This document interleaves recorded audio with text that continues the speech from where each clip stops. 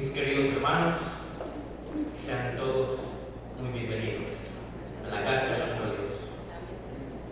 Todos ustedes han venido con el propósito de recibir el pan espiritual, ese pan que nos transforma, que nos da paz y seguridad. Y hoy pasamos al momento más especial de esta mañana, que es la palabra de nuestro Dios. Dios ha escogido en esta mañana a Mario para que nos comparta su mensaje desde el país de El Salvador. Este día Dios lo escogió a él para que nos dé un mensaje de esperanza y un mensaje de paz que va a transformar nuestras vidas. Así que el tiempo es para nuestro hermano Mario.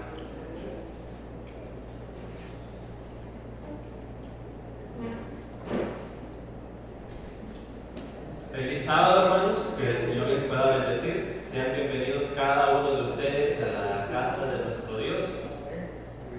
Debemos de recordar de que hoy es un día de gozo y de alegría, porque es en este día en el que nosotros nos podemos encontrar con nuestro Dios y a la vez compartir como la familia que somos en Cristo Jesús. Antes de iniciar, hermanos, quiero invitarles a inclinar el rostro. Vamos a orar. Vamos a pedir la dirección de nuestro Dios. Oremos. Nuestro buen Dios y buen Padre que moras en las alturas de los cielos, Señor, alabamos y glorificamos su nombre por todas tus bondades, por tu amor y tu misericordia.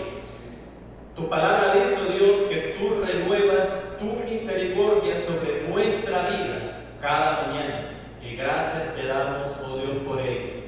Padre, pedimos y solicitamos el perdón de nuestros pecados. Sabemos, Señor, que diariamente te fallamos, pero queremos suplicarte, oh Dios, de que a través de tu Santo Espíritu podamos hacer, oh Dios, mejor las cosas.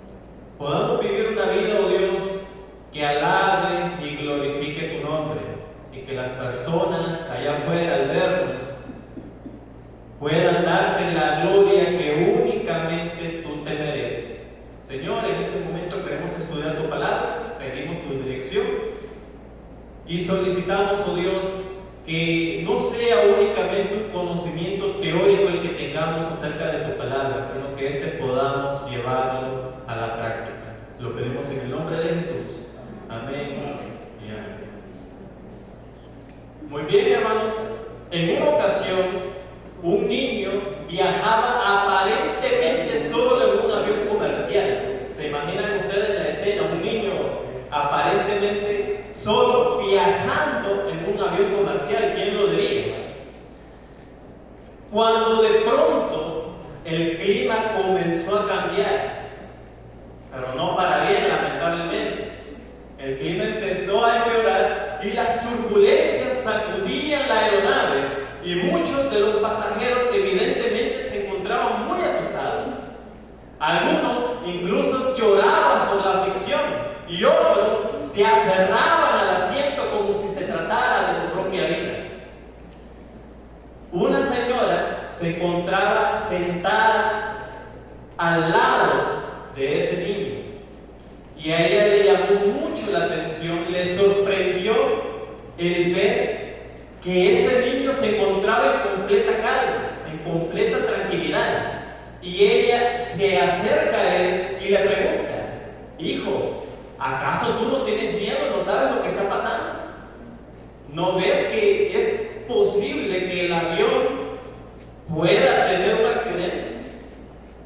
Y el niño le respondió con completa calma: no, señora, lo que sucede es que mi padre es el piloto y él prometió llevarme a casa. Apreciados hermanos, así como ese niño confiaba completa y totalmente en su padre, nosotros también podemos tener paz y seguridad al saber que nuestro Padre Celestial está al control de todas las cosas. Debemos tener en nuestra conciencia y en nuestra mente la certeza, hermanos, de que Dios está sentado en el trono. Y aunque la tierra tiemble, aunque las naciones se alteren, o nuestra vida esté pasando por situaciones adversas, esté pasando por dificultades, debemos de recordar eso. El trono de Dios se mantiene inamovible e inconmovible. Él tiene el control de todo. Y así como el piloto le prometió a su hijo llevarlo a casa, Dios ha prometido a cada uno de nosotros llevarnos a la patria celestial. Y si Dios lo ha prometido, hermanos, entonces debemos de creerlo, porque fiel es el que ha hecho la promesa. El propósito, hermanos, de este tema, de este mensaje, al final es que nosotros podamos recordar que Dios está sentado en el trono, que debemos aprender a confiar en Él, reconociendo que Él es digno tanto de nuestra confianza como de nuestra adoración. En esta ocasión, hermanos, quiero compartir con ustedes dos valiosas lecciones que serán de gran importancia para nuestra vida cristiana. Por lo tanto, les invito a abrir sus Biblias en el Apocalipsis, capítulo 4, versículo 1. Este mensaje, hermanos, lleva por título Adoración en la sala del trono celestial. Y las dos lecciones que vamos a encontrar en este pasaje son las siguientes. Número 1, tal y como lo he dicho anteriormente, Dios está sentado en su trono. Es lo primero que nosotros debemos de tener en mente. Dios está sentado en su trono. Y número 2, como Dios está sentado en su trono, debemos de reconocer su grandeza. Acompáñenme a la primera lección. Apocalipsis, capítulo 4, versículo 1 y 2. Leo para ustedes desde la Nueva Versión Internacional. Apocalipsis, capítulo 4, versos 1 y 2. Y dice a continuación: después de esto miré, y he allí en el cielo había una puerta abierta.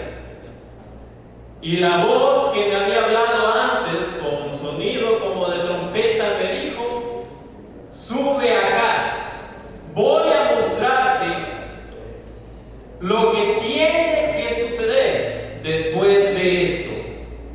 Al instante vino sobre mí el Espíritu y vi un trono en el cielo. ¿Y qué más vio Juan? Y a alguien que estaba sentado en el trono. ¿Saben, hermanos? El libro de Apocalipsis se escribió en la isla de Patmos, donde fue deportado Juan para pasar sus últimos días de vida, luego de que él sobrevivió al martirio tras ser introducido en una olla hirviendo. Al instalarse Nerva, que fue el sucesor de Domiciano, el que quería la muerte del profeta Juan, cuando se instaló Nerva en el trono, Juan fue puesto en libertad y este regresó a Éfeso, donde se cree que escribió su evangelio y las epístolas alrededor del año 97 después de Cristo. Posteriormente, el apóstol, el profeta Juan, murió. Ahora bien, si ustedes notan en el versículo 1 de nuestra lectura, ustedes van a observar lo siguiente.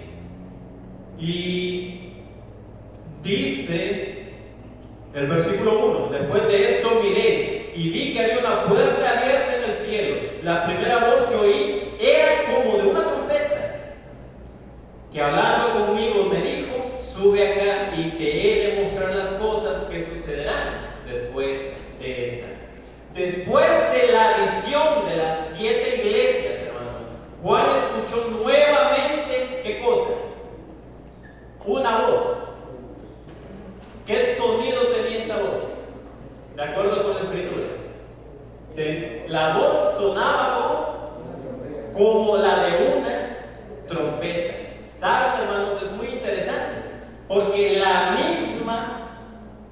esa voz que escuchó Juan en el capítulo 4, en la segunda visión, es la misma que lo introdujo en la primera visión.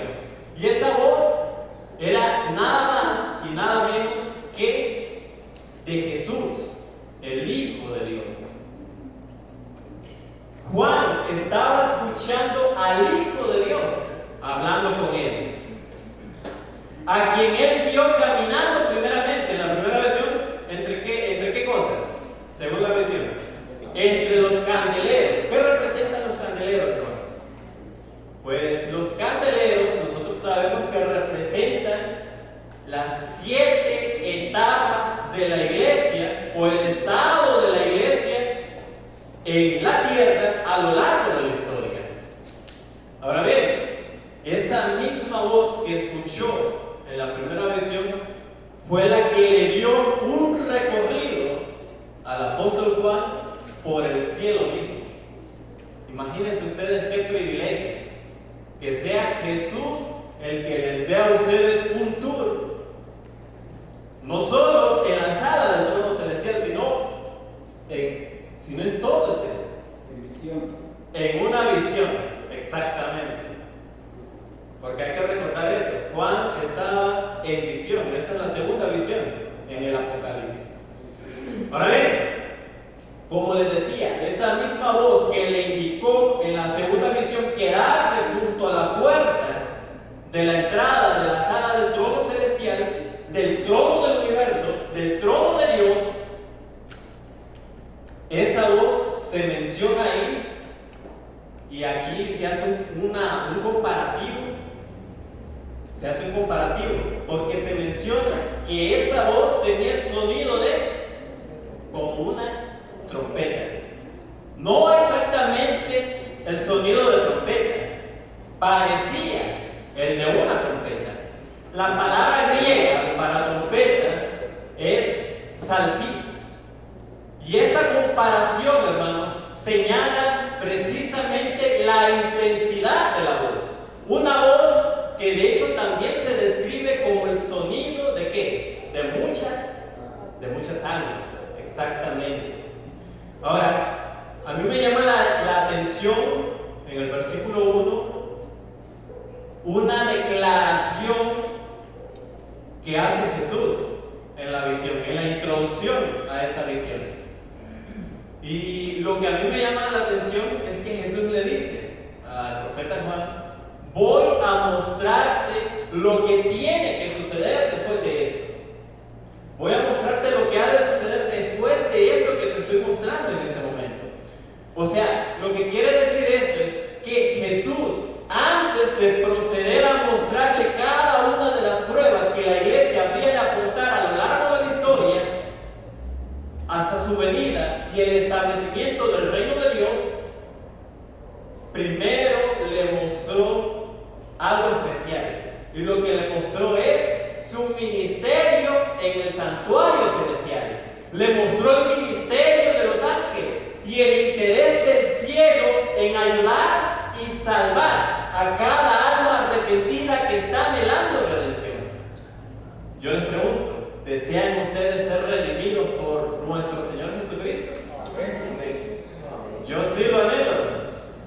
Yo sí lo anhelo, y ese debe ser nuestro deseo.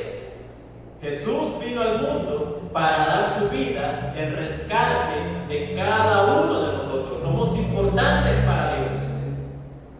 Ahora bien, en el versículo 1, la narrativa, o más bien, Jesús continúa, bueno, en este caso Juan, en su descripción de la visión, empieza diciendo lo siguiente.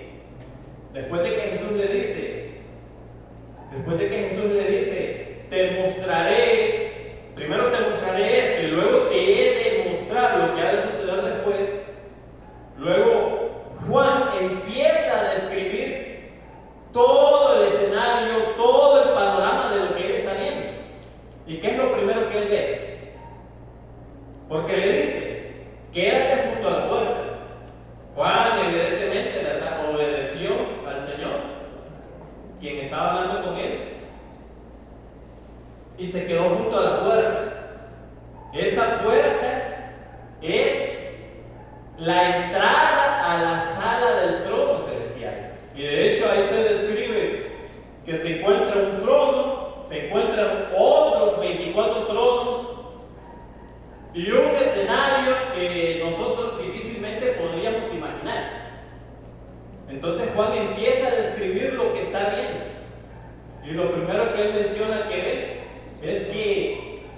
se encuentra un trono en la sala del trono celestial. Dice Juan, vi un trono en el cielo. ¿Y qué más vio? Versículo 1. Y a alguien, Juan, desde la puerta de la entrada a la sala del trono celestial, desde la puerta, ve un trono. Y ve a alguien sentado en el trono. Noten qué interesante. Juan en la visión ve un trono y ve a alguien a quien él describe en el versículo 3 con el aspecto semejante a la de una piedra de jaspe y cornalina. Y saben, a mí me llama la atención esto porque Juan no da muchos detalles sobre la apariencia de aquel que está sentado en el trono. No da muchos detalles acerca del aspecto de aquel que está sentado en el trono en ese momento.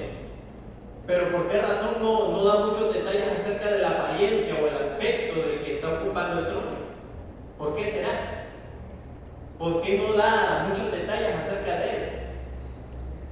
¿Por qué no da tantos detalles acerca de él como si lo hace con Jesús? ¿Por qué será? La razón es, hermanos, la razón de eso es porque Jesús es el Hijo del Hombre. Él es divino y humano.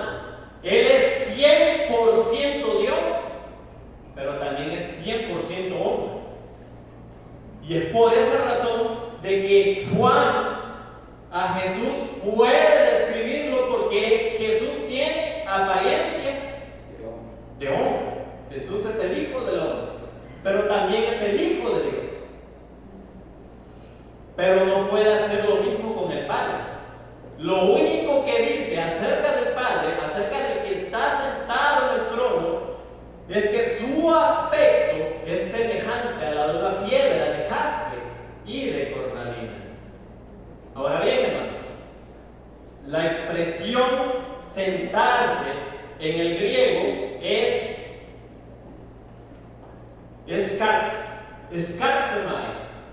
Y esta palabra, kaxemai, significa eso: sentarse, permanecer, quedarse, residir, e inclusive significa habitar.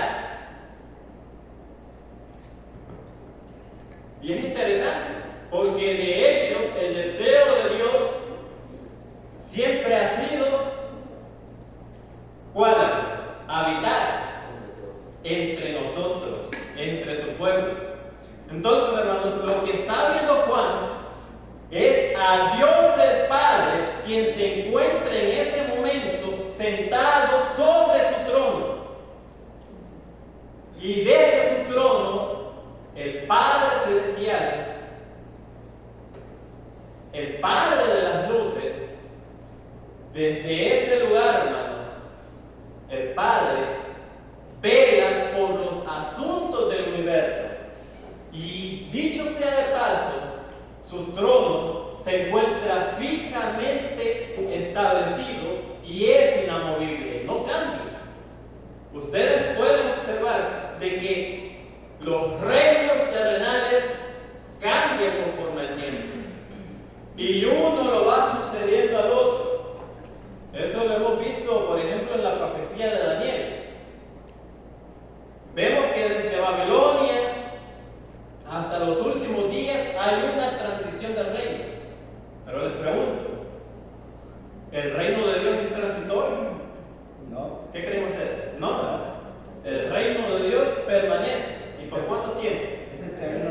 Es eterno, permanece para siempre, exactamente. Entonces, noten qué interesante el panorama que se le presentó a San Juan.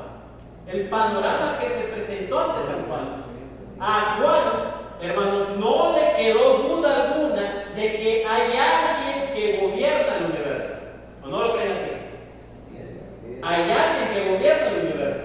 Hay alguien que está al frente de él.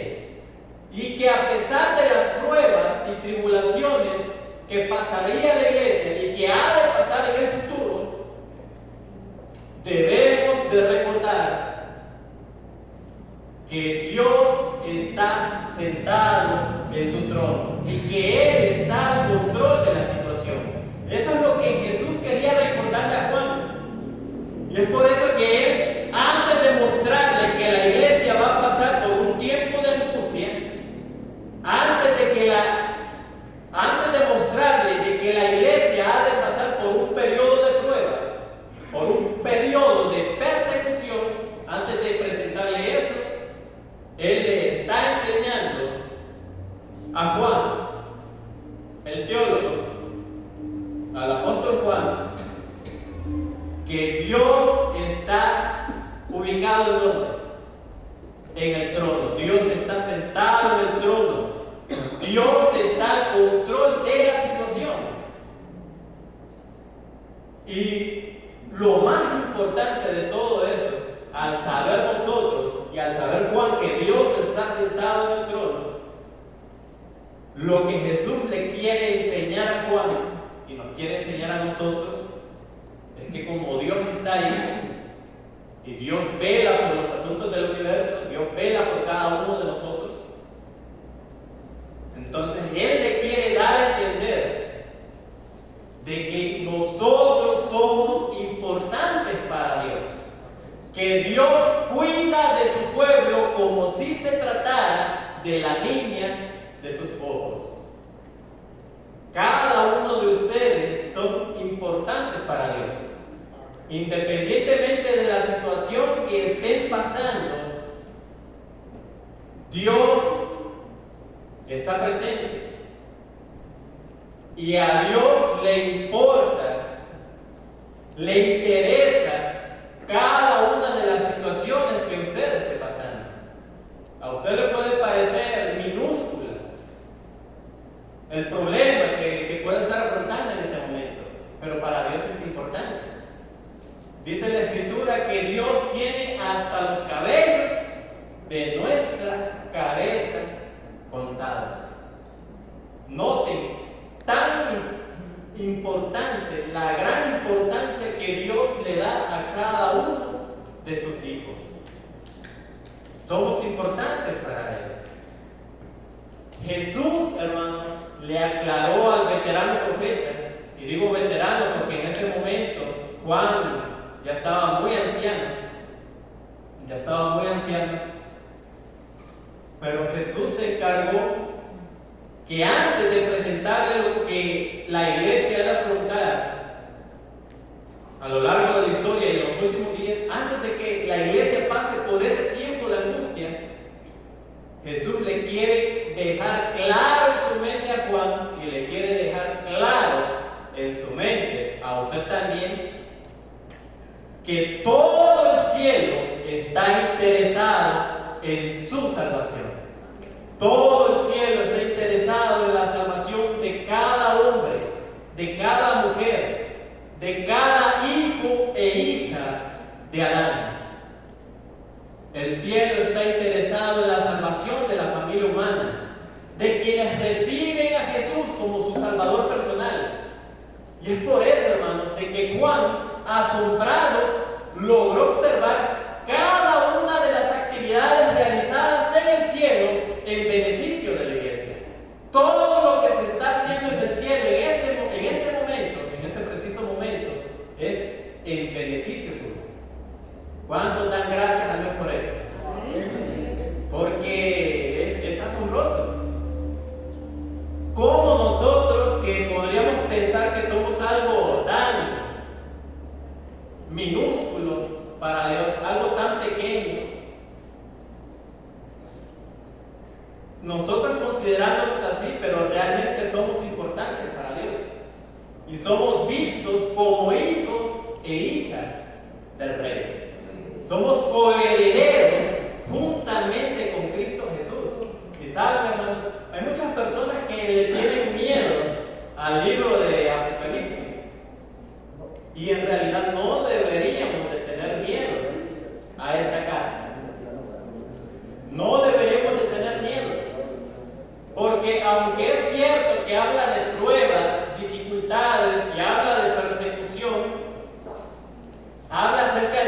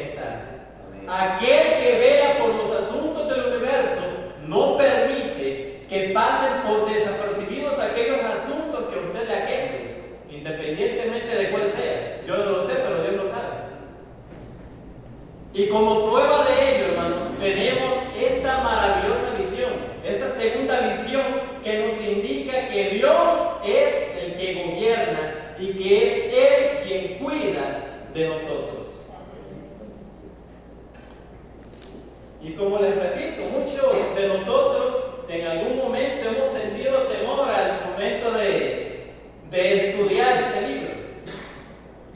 Pero por ejemplo, en Apocalipsis 17 dice que los reyes de la tierra de todo el mundo harán guerra contra el Cordero. ¿Pero qué sucederá? El Cordero los vencerá. ¿Por qué razón? Porque Él es Rey de reyes y Señor de señores.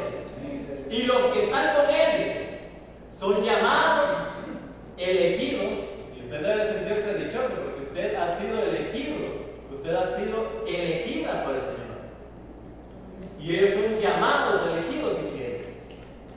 Entonces, hermanos, por difícil que sea la situación que estemos pasando, debemos de recordar que a Dios le interesa nuestra angustia, a Dios le interesan nuestros problemas, a Dios le interesan las situaciones que nos alegran también. Él se alegra con nosotros y se entristece cuando nosotros estamos mal o cuando estamos cometiendo errores. Pero en definitiva, hermanos, Dios está interesado en cada uno de nosotros. Está interesado y cuida de nosotros. Y eso es algo que nosotros debemos tenerlo claro. Eso es lo que se le estaba presentando a San Juan en ese momento. Que a pesar de las pruebas que van a sobrevenir a nuestra vida, tanto de manera personal como a la iglesia en general, Dios se encuentra sentado en su trono y de su trono nadie lo mueve.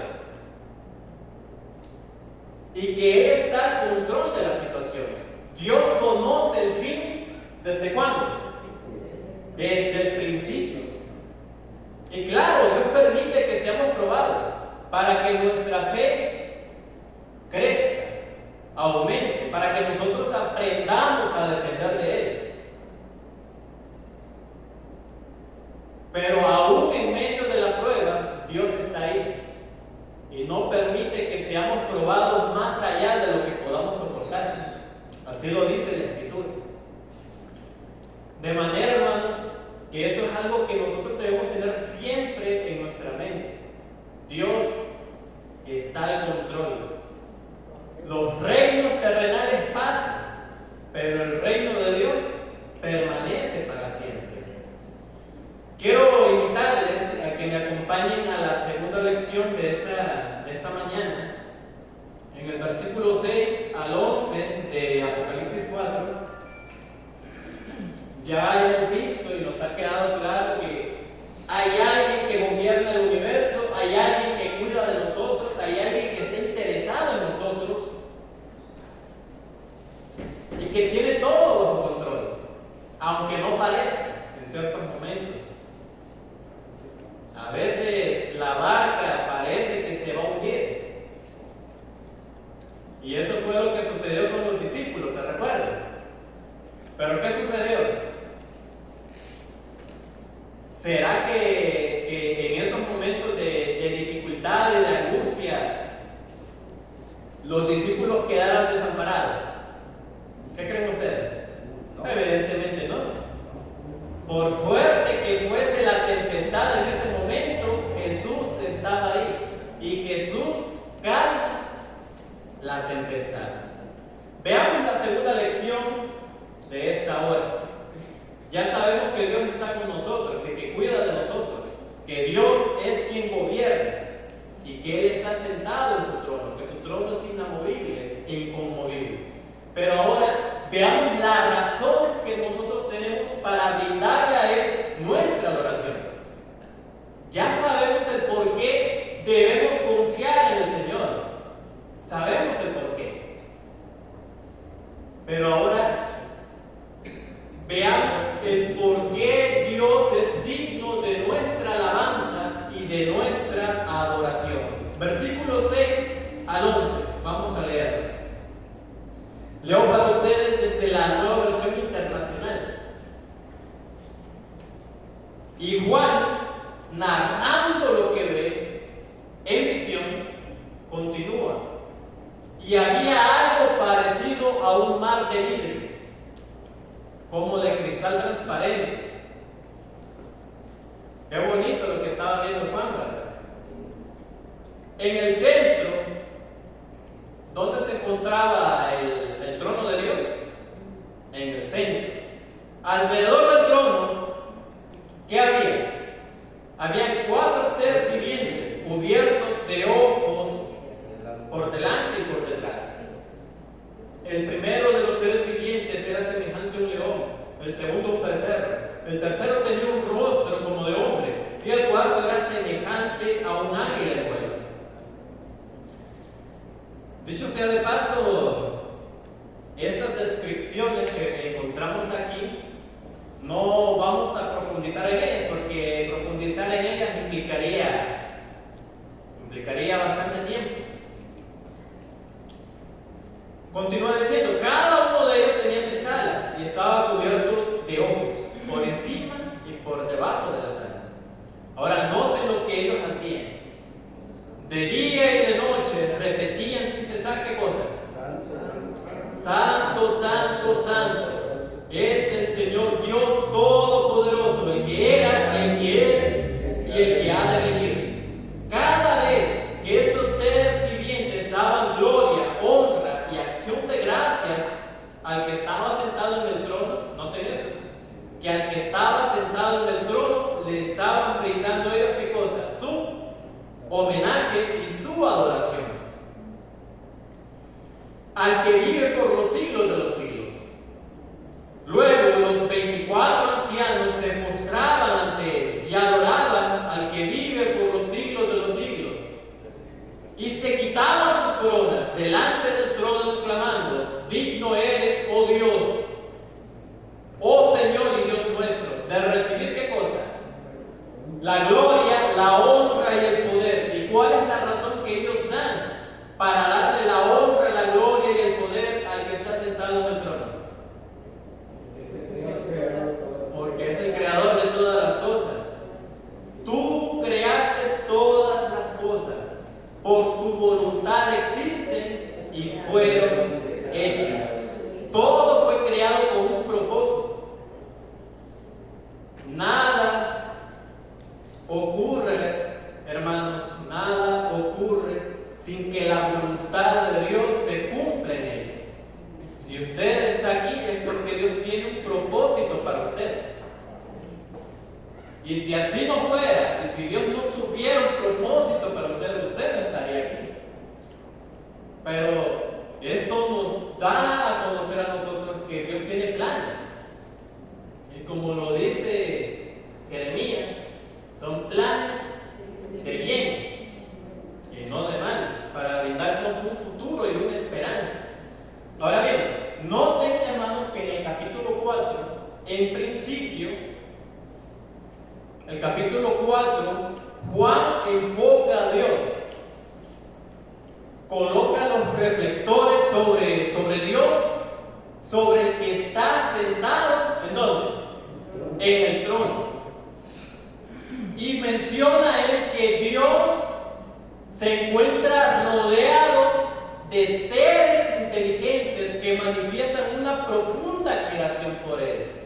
Estos seres le sirven a Dios y le alaban gozosamente. ¿De qué manera? De día y de noche, incesantemente.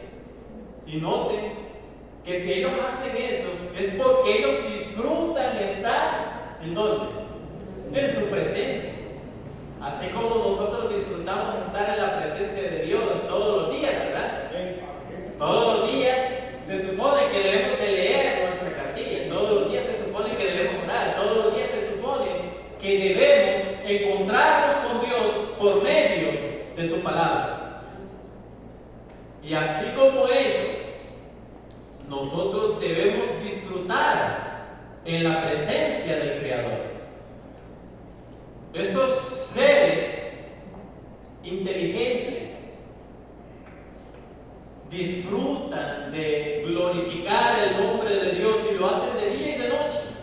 Disfrutan de estar en su presencia y su mayor deleite es adorar. Eso es lo que más disfrutan ellos hacer. Hermanos, su tributo, el tributo de estos seres angelicales, de estos seres celestiales, hacia el que está sentado en el trono es incesante. Le sirven no por obligación, sino más bien haciendo uso de su libre albedrío y de cada una de sus facultades para hacerlo. Nosotros deberíamos de hacer eso también. Noten, hermanos, de que en la descripción de esta visión, Juan continúa narrando lo que él puede observar en ese lugar, en la sala del trono celestial. Y él ve en la sala del trono que hay 4 seres vivientes y 24 ancianos. ¿Y qué se encuentran ellos haciendo? ¿Qué es lo que ellos están haciendo? ¿Qué es lo que Juan ve que ellos hacen en este momento? ¿Qué es lo que hacen? Están glorificando a Dios, están glorificando al que vive por los siglos de los siglos. Reconocen su soberanía, su santidad, su supremacía, su bondad y su amor en favor de cada una de sus criaturas y en favor del universo. Es por eso que lo glorifican a Dios. Y esas son las razones, hermanos. Esa es una de las razones por las cuales nosotros también debemos adorar al Señor. Porque Dios es bueno. Porque Dios, en definitiva, hermanos, Dios nos ama. Me llama la atención también que en este pasaje se presentan una serie de características sobre los 4 seres vivientes.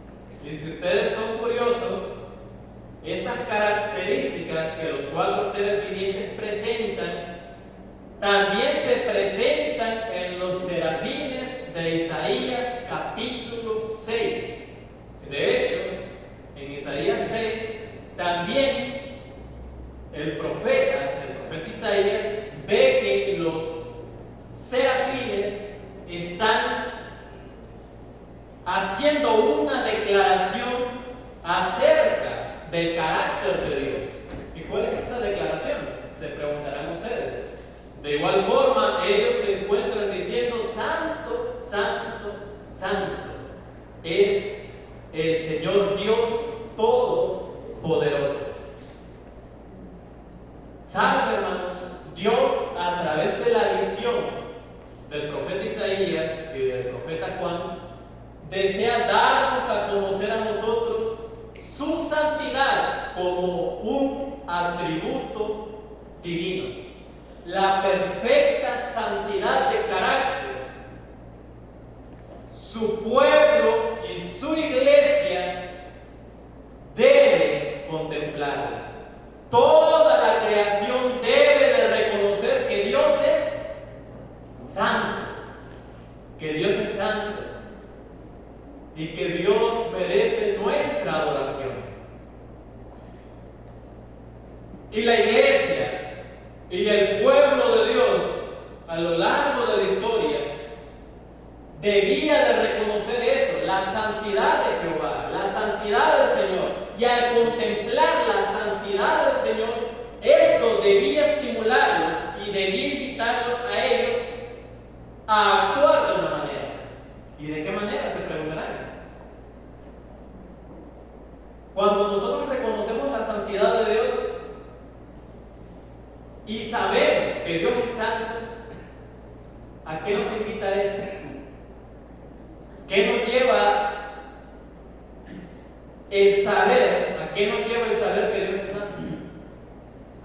Pues evidentemente, hermanos, eso nos lleva a que nosotros nos apartemos del pecado, nos alejemos del pecado. Pues como está escrito, sin santidad nadie. ¿Y qué es nadie? Es un absoluto. Sin santidad nadie verá al Señor.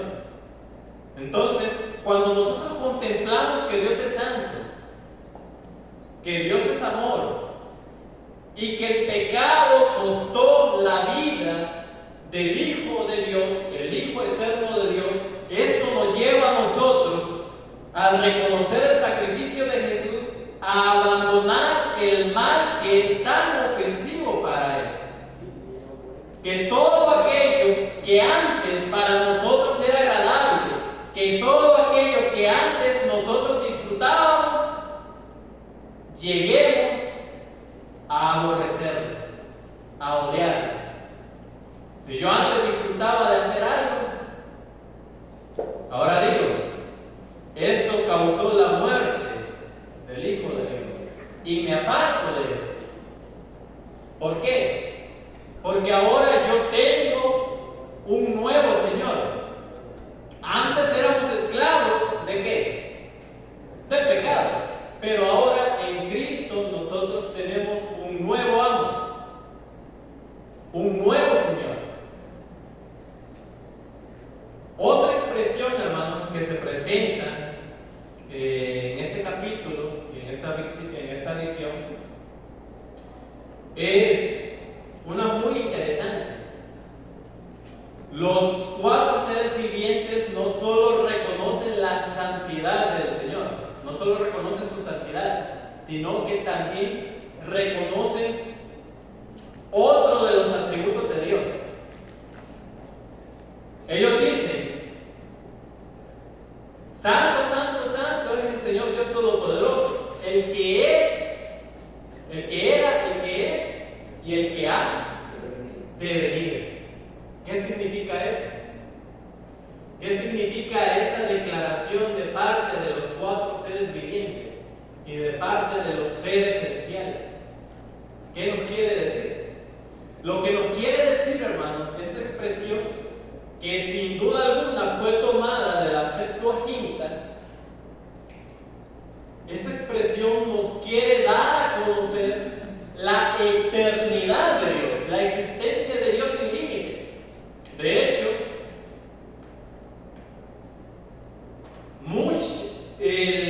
muchas de las expresiones hebreas en la Septuaginta fueron traducidas. Por ejemplo, cuando la Biblia dice y nos habla acerca del gran yo soy, eso fue traducido de esta manera: el que era, el que es y el que ha de venir. Exactamente. Y eso es lo que significa, y eso es lo que nos está presentando, que Dios es eterno. Ahora bien, pero no solo nos quedamos con la declaración de los cuatro seres vivientes. ¿Cuál es la declaración o cuál es la razón que dan los 24 ancianos para darle la adoración al Señor? ¿Qué razones notan ellos? Si ustedes notan, en el capítulo 4, los últimos versículos,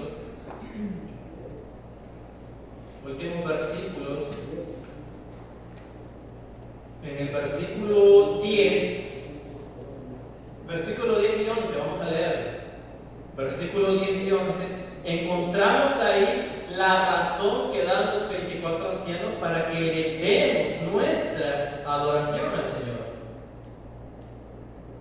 Y dice: los 24 ancianos se postran delante del que está sentado en el trono y adoran al que vive por los siglos de los siglos. Eso significa esa expresión, que Dios vive eternamente. Y echan sus coronas delante del trono diciendo: Señor, digno eres de recibir ¿qué cosa? Gloria, honra y poder. ¿Por qué razón?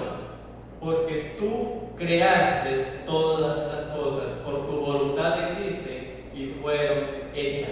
La razón que dan los 24 ancianos para que le demos nuestra adoración al Señor, al que está sentado en el trono y que vive por los siglos de los siglos, es que Él es el creador de todas las cosas y reconocen que por su voluntad estas existen y fueron creadas, fueron hechas.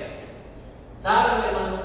A Dios le agradó traer a la existencia al universo y dar vida a sus criaturas.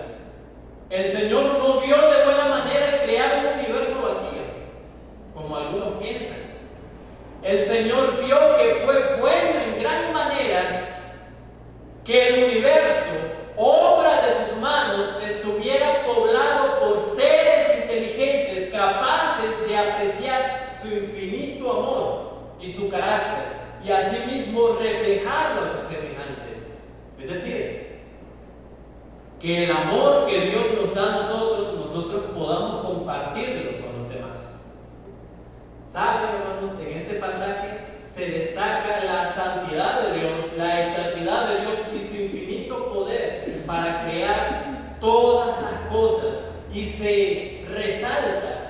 se pone en alto cómo esas cosas subsisten por el poder de su palabra.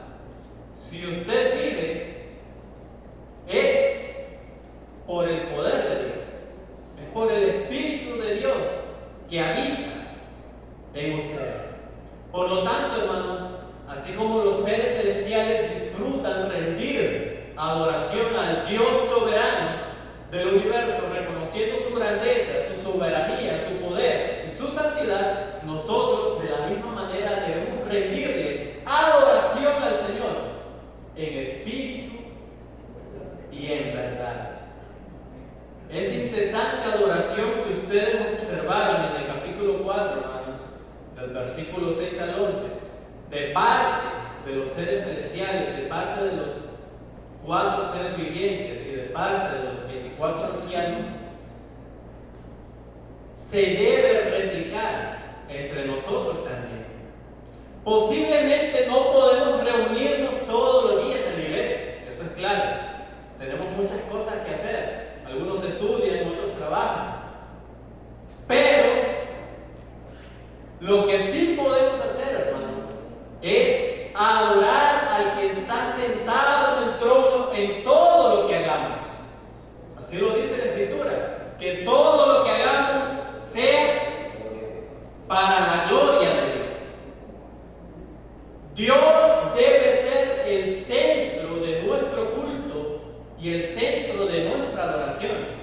No es el predicador, no es el hermano o la hermana que canta bonito. No, es Dios el centro de la adoración. Es a Él a quien se le debe de dar la honra, la gloria y el poder. ¿Por qué? Primeramente, porque Él es santo. Segundo, porque nos ama y envió a su Hijo al mundo para darnos vida. Vida en abundancia. Vida eterna. Cada uno de nosotros, hermanos, como creyentes, debemos reconocer la santidad de Dios. Y en lugar de que eso nos cause miedo, debería de causar alegría. ¿Por qué? ¿Por qué nos debería causar alegría? La santidad de Dios. Algunos podrían decir, ¿cómo yo voy a permanecer delante de Dios si soy pecador? Pues debemos de recordar de que Cristo nos da su justicia y nos presenta ante el Padre Celestial como si nunca hubiéramos pecado. Que Dios nos bendiga, hermanos. Quiero invitarles a ponerse de pie y vamos a entonar el himno 401, Eterna Roca.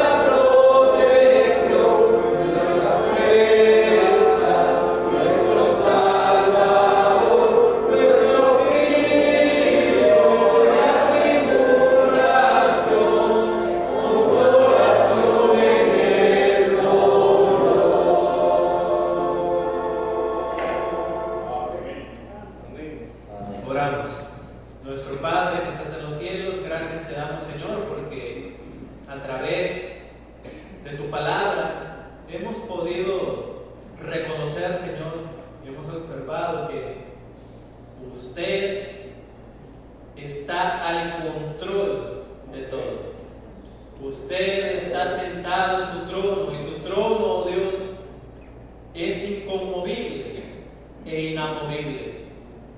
Los reinos terrenales son transitorios y pasajeros, pero el suyo, Dios, permanece eternamente. Usted cuida de su pueblo, usted cuida de cada uno de nosotros, porque somos su especial tesoro. Y todo esto, oh Dios, todo lo que usted hace por nosotros, debe motivarnos e impulsarnos a darle toda nuestra adoración de una manera incesante, como lo hacen los 4 seres vivientes, como lo hacen los 24 ancianos, reconociendo, Dios, tu poder, tu eternidad, tu santidad, oh Dios, y que esto nos motive a compartir ante el mundo tu inmenso amor hacia nosotros. Gracias, oh Dios, por todo. Llévanos con bien a nuestros hogares, que podamos disfrutar los alimentos y del resto de este sábado